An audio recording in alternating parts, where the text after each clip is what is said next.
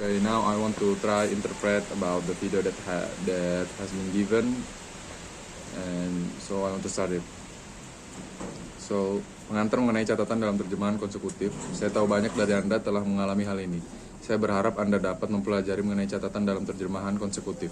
Jika Anda seperti kebanyakan orang, Anda mungkin berpikir bahwa catatan adalah sihir hitam yang memungkinkan penerjemah menghafal sejumlah besar informasi, seringkali selama 10 menit sekaligus. Itu benar. Catatan adalah rahasia terbaik profesi penerjemah. Sebenarnya, tidak ada guru yang bersedia memberikan catatan mereka dengan saya atau teman sekelas saya saat kami mengalami pelatihan sebagai penerjemah sekitar 1 dekade yang lalu. Meskipun kami benar-benar kesulitan dengannya, argumen mereka adalah bahwa catatan sangat dipersonalisasi, sehingga tidak berguna menyalin gaya orang lain. Namun hari ini saya ingin membantah mitos tentang catatan. Ini bukan sihir hitam dan tidak boleh dirahasiakan. Saya ingin berbagi dengan Anda beberapa ide yang saya kembangkan selama ratusan tugas terjemahan konsekutif. Namun demikian, baru-baru ini saya juga memperoleh temuan terbaru dari penelitian empiris. Jika Anda menonton ini, Anda mungkin tahu apa yang diperlukan untuk menjadi penerjemah konsekutif yang sukses, seperti memahami dan menganalisis teks, mengungkapkan ide-ide pembicara dalam bahasa yang berbeda, dan lain sebagainya. Sekarang saatnya untuk mempelajari catatan untuk catatan yang merupakan topping dalam terjemahan konsekutif. Beberapa tahun yang lalu, Erikson Kay dan koleganya dari Universitas Negara bagian Florida melakukan beberapa eksperimen penting tentang pembelajaran. Mereka menemukan bahwa salah satu cara terbaik untuk membantu siswa menguasai sesuatu adalah dengan memberi model ahli. Ahli dapat mengajarkan banyak hal, terutama jika kita melihat keberhasilan dan kegagalan mereka. Misalnya, profesi saya di Tiongkok, yang dulunya menjadi penerjemah utama Tiongkok ke BBB, memberikan demonstrasi simultan yang sangat keren. Itu benar-benar mengubah hidup saya pada saat itu. Saya menyadari bahwa menjadi penerjemah konferensi adalah panggilan sejati saya.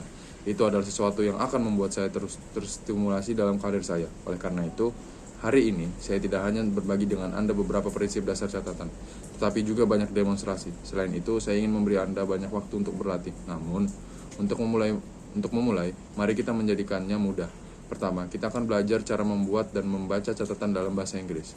Jadi, mari kita lihat beberapa prinsip dasar pengambilan catatan.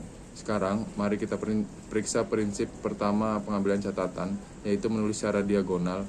Saya tahu kita menggunakan banyak buku stenografer, tapi itu hampir satu-satunya kesamaan antara apa yang kita lakukan dan apa yang biasa dilakukan.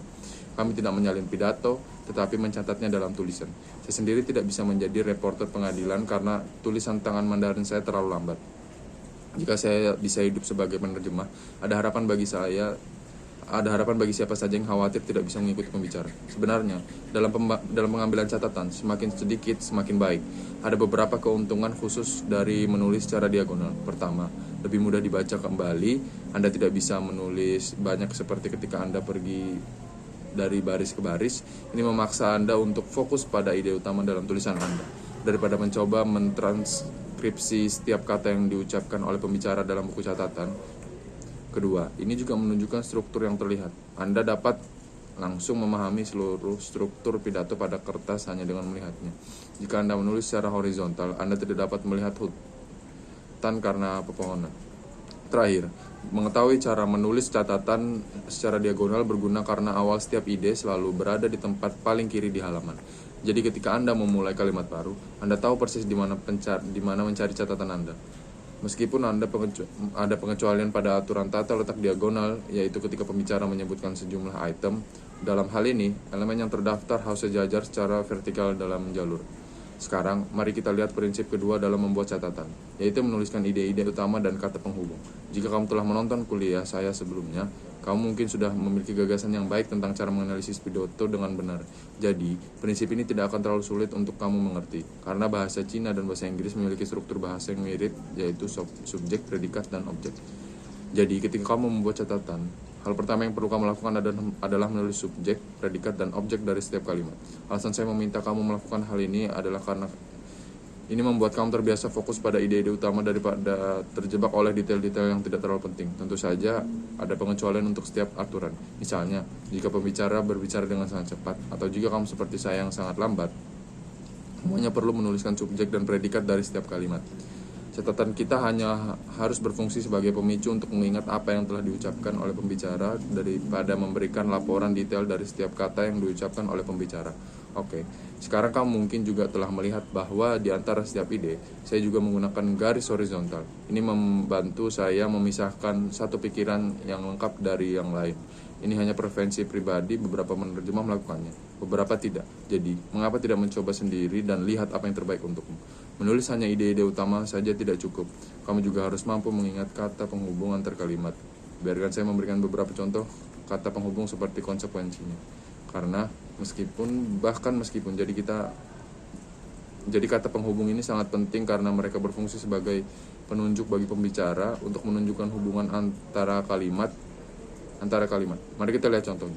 Kata-kata penghubung ini sangat penting karena mereka berfungsi sebagai tanda petunjuk bagi pembicara untuk menunjukkan hubungan antara kalimat.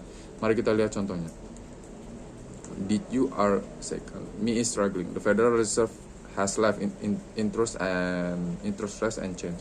Ini adalah gagasan yang sebenarnya sejajar. Kita tidak tahu hubungan antara mereka, tapi bagaimana jika kita menambahkan about ke dalam kalimat. Jadi sekarang contohnya menjadi the economy is struggling, but the Federal Reserve has left interest rates and change. Sekarang pembicara mencoba mengkomunikasikan bahwa meskipun ekonomi sedang sulit, bank sentral tidak melakukan apa-apa. Bagaimana jika kita menggunakan kata penghubung yang berbeda? Apakah Anda berpikir maknanya akan berubah? Bagaimana jika kita menggunakan kata consequently? Sekarang kalimatnya terbaca sebagai berikut.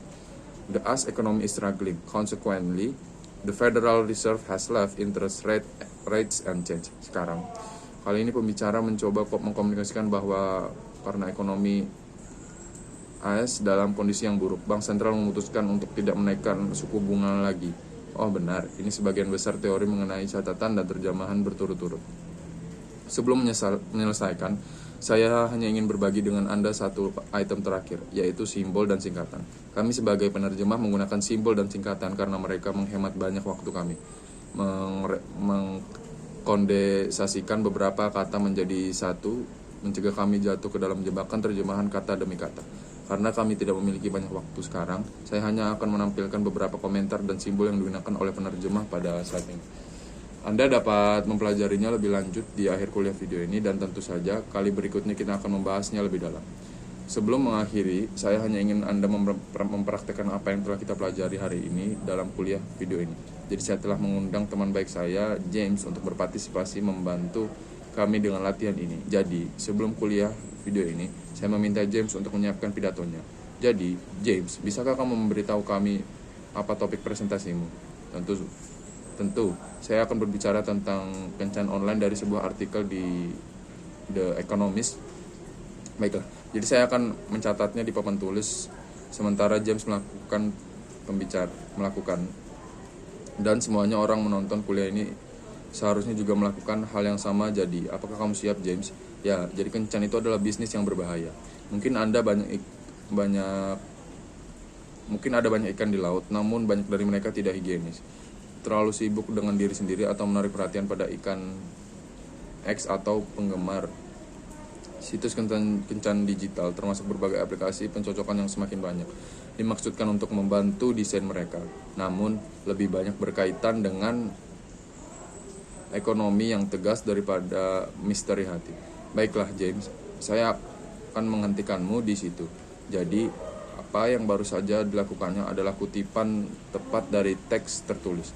Tetapi, dia sebenarnya melakukan sebagian penerjemah. Apa yang kami cari adalah semua presentasi yang diwujudkan.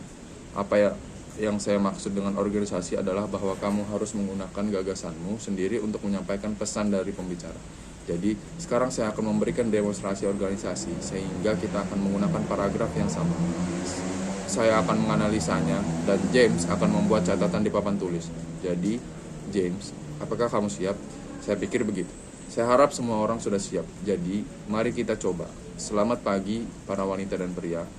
Jadi, hari ini saya ingin berbicara denganmu tentang kencan online. Topik yang saya yakin akan kamu temukan menarik dan mudah untuk dirasakan. Kencan bisa menjadi urusan yang cukup berbahaya. Kita semua penuh mendengar ungkapan bahwa ada banyak ikan di laut. Namun, beberapa dari mereka mungkin tidak bersih, egois, atau menarik perhatian pada ikan X. Situs web Kencan Digital termasuk sejumlah aplikasi pencocokan. Seharusnya membantu kita, namun desain mereka lebih fokus pada angka demi ekonomi daripada perasaan dan emosi di hati kita. Bagus sekali. James, bisakah kamu membacakan kembali catatanmu? Ya, selamat pagi, para wanita dan pria. Hari ini saya ingin berbicara tentang kencan online. Topik yang sangat menarik dan mudah untuk dihubungkan. Namun, topik ini memiliki beberapa masalah, dan itu adalah bahwa kita tahu ungkapan banyak ikan di laut, tetapi kadang-kadang ikan-ikan ini tidak bersih. Mereka memiliki masalah dalam melepaskan X atau menjadi. Situs Kencan Digital termasuk aplikasi pencocokan semakin bertumbuh dari seharusnya membantu kita, tetapi desain mereka lebih fokus pada penghasilan uang dan kurang pada cinta dan urusan hati. Seperti yang dapat kamu lihat, James telah menguasai pentingnya pembuatan catatan dalam interpretasi eksekutif. Mari kita lihat catatannya. Misalnya dia dapat menulis kembali inti dari pidato, dan dia juga dapat menulis ide-ide utama. Namun, saya mendorong dia dan kamu untuk menulis lebih banyak kata penghubung. Tentu saja, dia dapat mengingat semuanya dari ingatannya, tetapi kita akan berurusan dengan informasi yang lebih besar. Seringkali, jika kamu tidak menuliskan apa kata-kata penghubung, kamu akan melupakannya. Misalnya, di sini, pembicara mengatakan ada banyak ikan di laut. Tetapi, jika saya adalah James, saya akan menulis kata penghubung di sisi kanan buku catatanku dan mengatakan bahwa tidak mungkin. Beberapa ikan tidak bersih. Beberapa dari mereka mungkin egois atau memiliki kekurangan lainnya. Sekarang, saya akan memberikan demo tentang pembuatan catatan. Saya akan meminta James untuk menganalisis paragraf berikutnya dalam pidato yang dipersiapkan. Dan semua orang silakan catat bersama-sama dengan saya. Baiklah, siap. Ya baiklah. Jika dilihat dari suatu sudut, mencari seseorang untuk dicintai tidak jauh berbeda dengan mencari pekerjaan yang menguntungkan. Pekerjaan mirip dengan kencan dalam arti bahwa pasangan yang diharapkan dalam percintaan dapat memiliki kelebihan atau kekurangan mereka. Hal ini membuat mencari pasangan yang tepat menjadi suatu masalah yang kompleks. Pasangan ini berbeda dari transaksi lain karena kedua belah pihak harus setuju untuk berpasangan agar pasangan itu terjadi. Sebaliknya, sebuah supermarket misalnya, tidak peduli siapa yang akan membayar. Selama mereka membayar, perusahaan listrik tidak khawatir apakah pelanggan layak mendapatkan energinya sekarang. Saya akan membacakan kembali catatan saya dari sudut pandang tertentu. Mencari pasangan romantis sama seperti mencari pekerjaan baru. Mereka sangat mirip karena ada pemberi kerja yang baik dan buruk. Dan itu sebenarnya membuat pencocokan menjadi upaya yang sangat kompleks. Alasannya adalah karena pencocokan atau menemukan kesempatan kerja sangat berbeda dari transaksi acak. Kita hanya memastikan ada minat bersama. Beda halnya dengan supermarket dan perusahaan listrik. Mereka tidak terlalu memperdulikan konsumsinya selama konsumen tersebut mampu berbayar.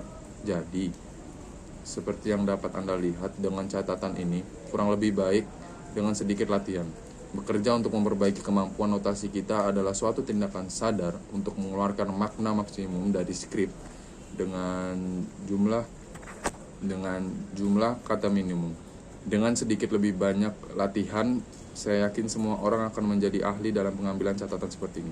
Jadi, ini membawa saya pada akhir kuliah saya hari ini untuk merangkum. Kita telah belajar beberapa prinsip dasar dalam pengambilan catatan, seperti menulis secara diagonal dan menulis ide-ide saya dan kata-kata penghubung untuk kuliah berikutnya. Kita akan fokus pada singkatan dan simbol antara sekarang dan kuliah berikutnya. Saya harap semua Anda akan berlatih beberapa jam setiap hari